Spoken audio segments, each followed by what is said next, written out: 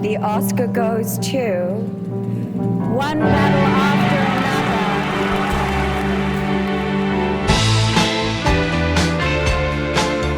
Another. Yeah, they got it right.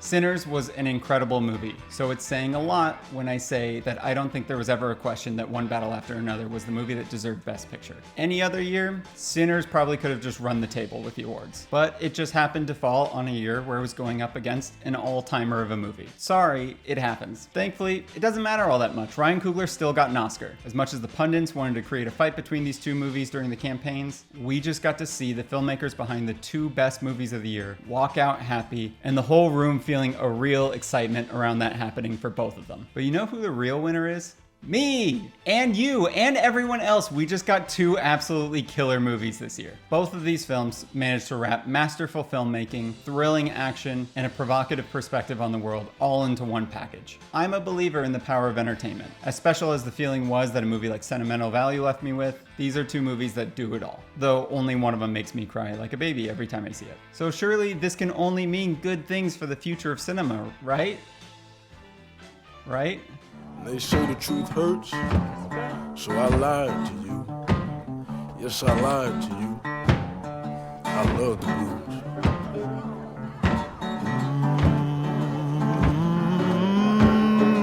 Y'all move your feet now, come on now. My first time finding out this movie existed, I was walking out of a movie at the theater. I saw this poster with two Michael B. Jordans on it, jokingly said, "What is this, a Ryan Coogler movie?" And yeah, it was. Of course, the biggest movie of Ryan Coogler's career has to have more Michael B. Jordans than ever. And the next thing I learned was that it was a period piece, which I didn't know until I was sitting there watching the movie. And it's a pretty cool thing to go into a movie knowing practically nothing about it and walking out completely gobsmacked by what I just saw. For all the praise I can give the action, the characters, the music, on my walk to the car, what I kept coming back to was how impressive it was that Ryan Coogler was able to get something like this made. I read a lot of scripts, and I take a lot of pride in the fact that I feel like I can give pretty good feedback on them. I don't want to sound like I'm just being full of myself here, but like, you're watching these videos. Clearly, I'm not so bad at articulating my thoughts on movies. If I was handed the script before filming, there are sequences in this movie where I would have thought, there's no way that can work. I can only imagine what it was like to be a day player on this movie if you're dressing the background in these costumes or propping them up with electric guitars and bongos. Probably thinking, what is going on here? Aren't we making a period vampire movie? If I saw this on the page, I'm sure I would have thought this sounded ridiculous. I would bet money that someone along the way gave that kind of feedback to Ryan Coogler. And not only would we be wrong, but it would end up being the best sequence of the movie. That repeated one more thing ending wouldn't be sloppy. It would put a bow on every single storyline, creating a cohesive, satisfying conclusion. All of it perfectly capturing the idea that the moment we're in right now means something for future generations. And to pull these scenes off, it took an incredible amount of confidence that Coogler is well earned. It's kind of strange to think back now on how culturally significant the Marvel movies were. There's a new Avengers coming out this year, and there doesn't seem to be an ounce of anticipation for that movie. But when we were 10 years into the series, it was Ryan Coogler, along with Taika Waititi, over here, there's a pile of rocks waving at you. Here. That energized the already dominant series, showing how a director's voice could be amplified by the very system that was thought to smother it. And one of the many things that made Black Panther special was Chadwick Boseman's performance. It was like he had the weight of the world on his shoulders, but was strong enough to carry it. As I pointed out in a previous video, I think it can be kind of corny when a movie steps outside of itself to spotlight a sense of self-importance. I mean, the whole point is that it's just some broom. What she did with it created the imagery. Stop acting like, oh my God, it's the wicked broom. Anyways, in Black Panther, T'Challa was a character that knows he represents something bigger than himself. In many ways, Sinners also does that, but with the filmmaking rather than the characters. Ryan Coogler got an unheard of deal from WB when making this movie, receiving payouts and royalties that would normally go to the studio, and an ownership of the IP after 25 years. And this deal is really like the win the characters are searching for in the movie. Maybe this is just my own political views bleeding into this interpretation. Calm down. I mean like old style politics where it's just like fine for us to disagree on it. I see this movie as a pretty good faith realization of capitalism and the malignant tumor that needs to be cut out for it to survive: dependency. The Smokestack twins return to Mississippi after being in Chicago, where they look to use their money stolen from the mob to create an establishment in their hometown, a juke joint, where they can make money off of something that serves the community. And I really like that it's not just a story about money bad. It's about knowing what you're worth, and not even just for themselves. You gotta negotiate. Now, 10 cents just won't work for you. Talk another number back to me. 50 cents. 20 cents. Best I can do. But whether it be vampires or Klansmen, the free market isn't so free when it's dependent on interacting with people trying to take from you what is rightfully yours. So as correct as it may be to profit off of your service, you can't really create wealth when handed wooden nickels and Jim Crow dollars for your hard work. And what should be a functioning system becomes perverted when access is restricted to those who placate to the ones that don't treat us fairly. And the movie doesn't shy away from the complicated dilemma of playing ball to find success, or standing up for yourself and being left in the corner you were placed in. I think the movie itself offers a clear step towards the goal that the characters seek. Art doesn't need to be isolated to individual communities. The problem isn't inspiration, the problem is unrightful ownership. I'm a white boy. I love this movie. I reference black artists all the time on this channel. And look at Ludwig Göransson. He won Oscars for his music on this and on Black Panther. And he's won Grammys for creating the music behind Childish Gambino. Don't you know that this is the moment you're watching us throw it away?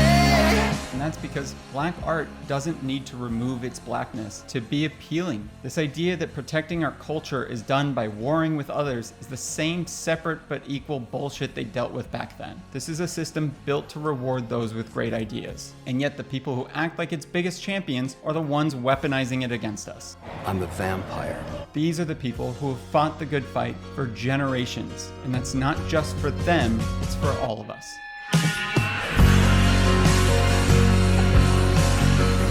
So that studio that said yes to Ryan Coogler's groundbreaking deal also put out another movie this year. Warner Brothers was the studio behind both of the best movies of the year. I feel like I'm forgetting something.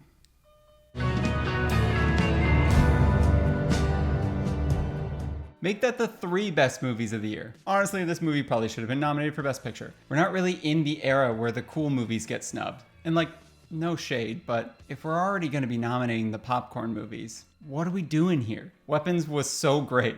There's no doubt Amy Madigan won in part because of the love for that movie. Whatever, it's fine, I'm not mad. But like, not even a screenplay nomination? Like, the WB made the 3 hottest movies of the year, all 3 being original films. Well, One Battle was adapted, but let's not act like Vineland is some big IP here. All during a time where it feels like movies like these are the hardest they've ever been to get made. What a win, right? The industry is saved.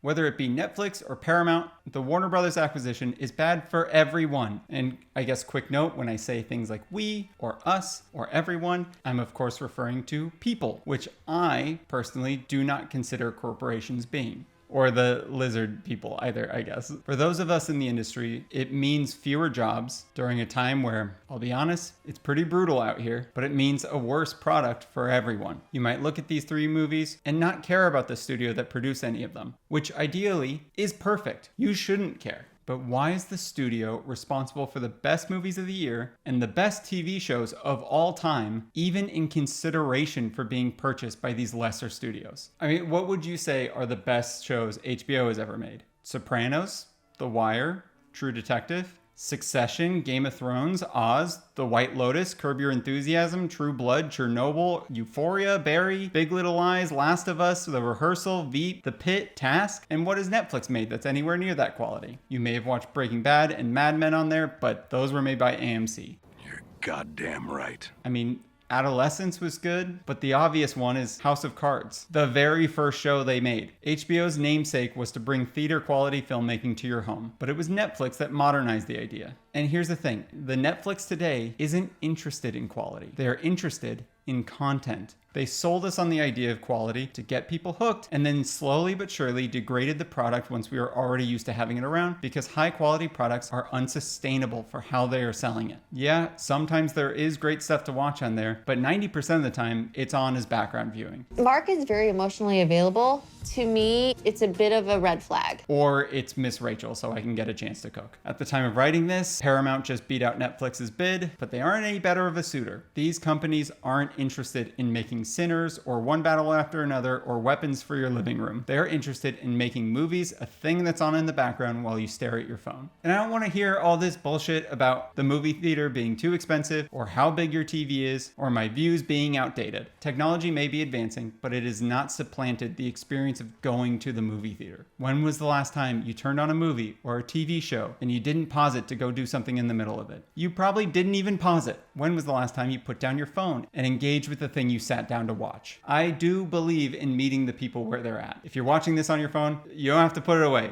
Please keep it open. Finish the video. I'm just as guilty of this too, but our industry is dying, and not because it's not good enough to survive, but because these companies turned us into a bunch of addicts. I know it's hard to find the time. I know it's hard to find the money, but I also feel like it's harder to go out to dinner and spend quality time with people when you have a vial of heroin waiting for you at home. I hope the future is not as bleak as I've made it sound here. This year was a reminder that something spectacular can be waiting for you just outside. And if it's too far gone for us, we can still have hope that we did just enough to give a chance to those who come after. Hey, Anya Dunn.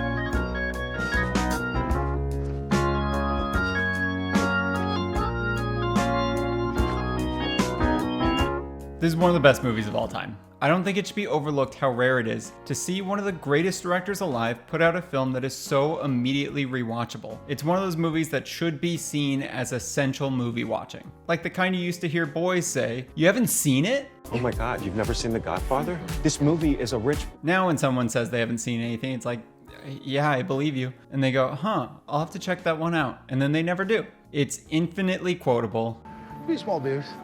It has a chase sequence that made my stomach drop while watching, and its characters dug their way so deep into my heart that I can get choked up with a single cut between them. I'm sure it still sounds like hyperbole, so I guess I should preface this by saying Paul Thomas Anderson is my favorite filmmaker. He's one of the most talented directors alive. His movies are so special, so silly, and can hit you with the most powerful character moments out of nowhere.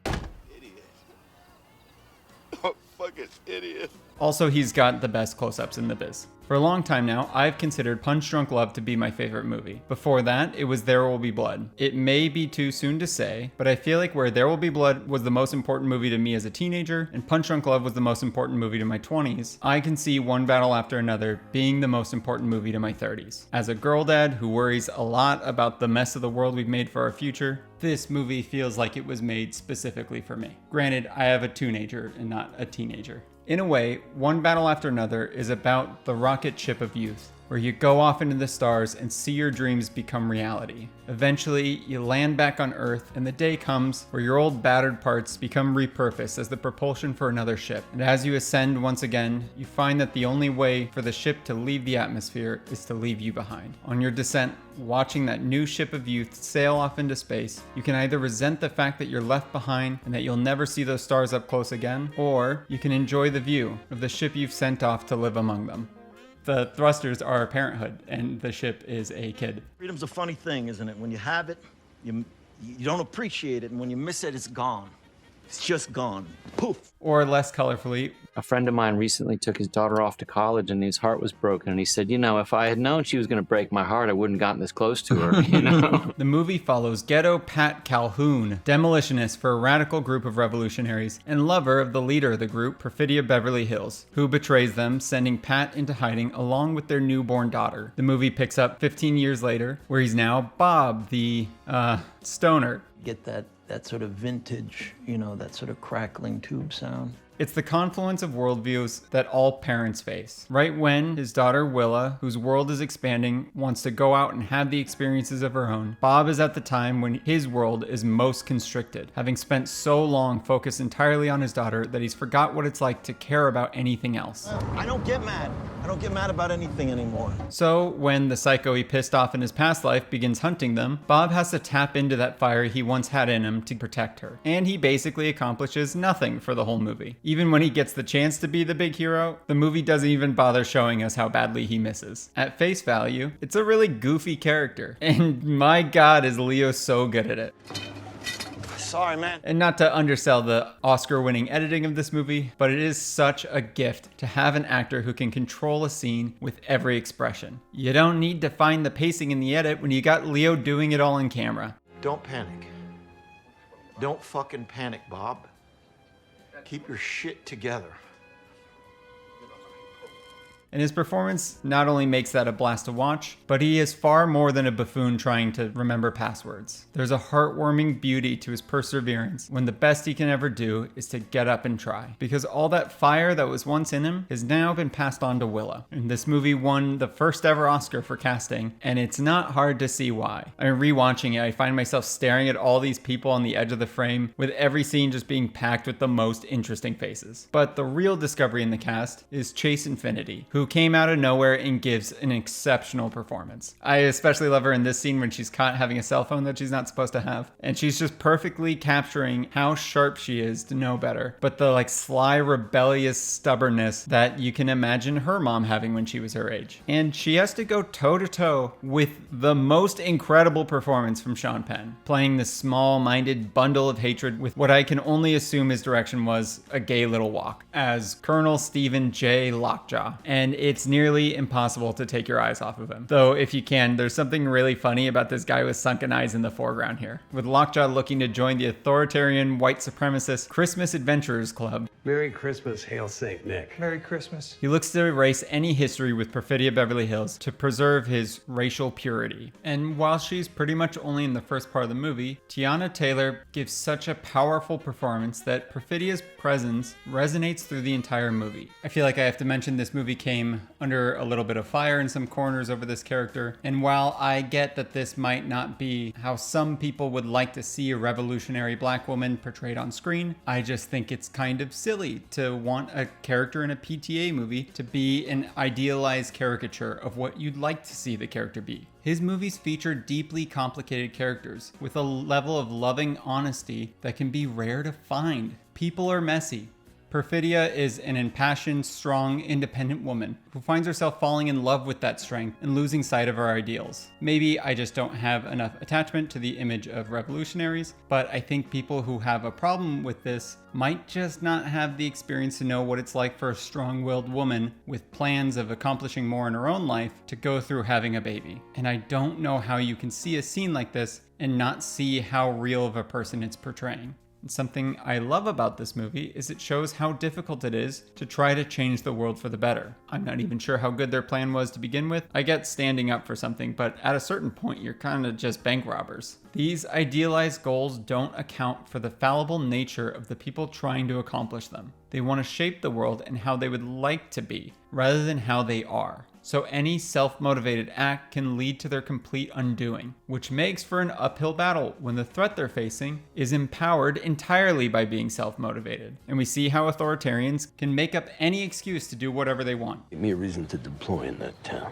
Drugs and tacos. And there's this really brilliant comparison between them and the resistance. They degrade people with racist remarks and consider themselves superior. To find dangerous lunatics, haters, and punk trash, and stop them. And yet there's a complete lack of respect shown amongst themselves. Lockjaw is brought in through the back doors because they don't want him to be seen at this guy's daughter's wedding, which he seems perfectly fine just scheduling a meeting during the middle of it. They talk about these people like they're dirty animals in crawl spaces, and yet they aren't proud enough of their own operations to keep it above ground. In their eyes, immigrants and people of color are criminals, as if they're emboldened by law and order. But they only respect the law so much as they can bend it to their will. That call. Send in Eddie Van Halen.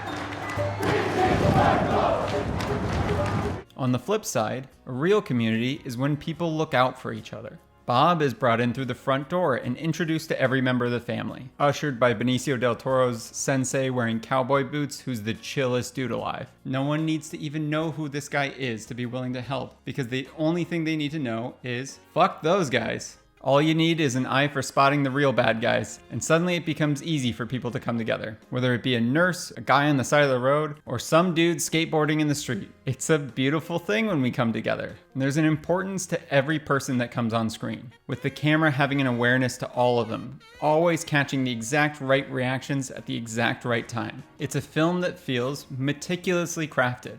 And the craziest thing is, it wasn't. My man Paul here was just kind of winging it. I don't think he's historically been that way. The dude was handed a great big movie with complete creative control when he was 27, back in the 90s, when they would be like, you got gusto, kid, here's $15 million.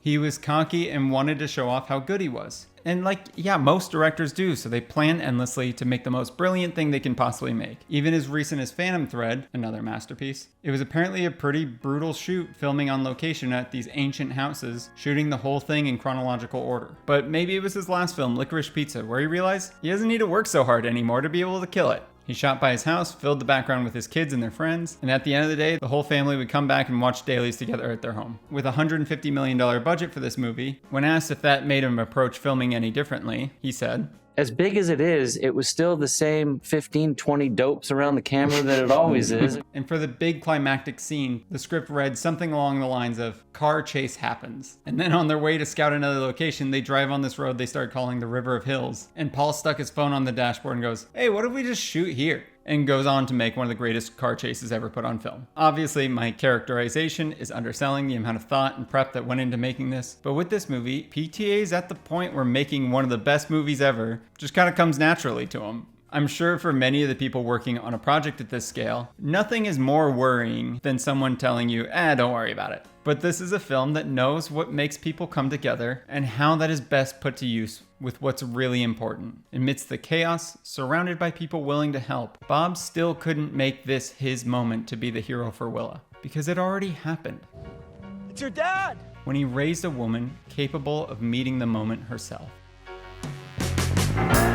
So there you have it. The heat wave is real, guys. Congrats to One Battle After Another and everyone who worked on that project. Be sure to check out my video on the rest of the nominees. Ideally, I'm not waiting another year to make a video. So what would you like to see? Obviously, a video about Paul Thomas Anderson movies is kind of in the works. What else would you like to see? There's 95 other Academy Awards that I haven't covered. We can go backwards and look at those nominations. Tell me, comment, what did you think of this movie? What did you think of One Battle After Another? And of course, subscribe, like, comment. This is just how these movies made me feel. I'd love to hear about the relationship that you had with them. Thanks for watching.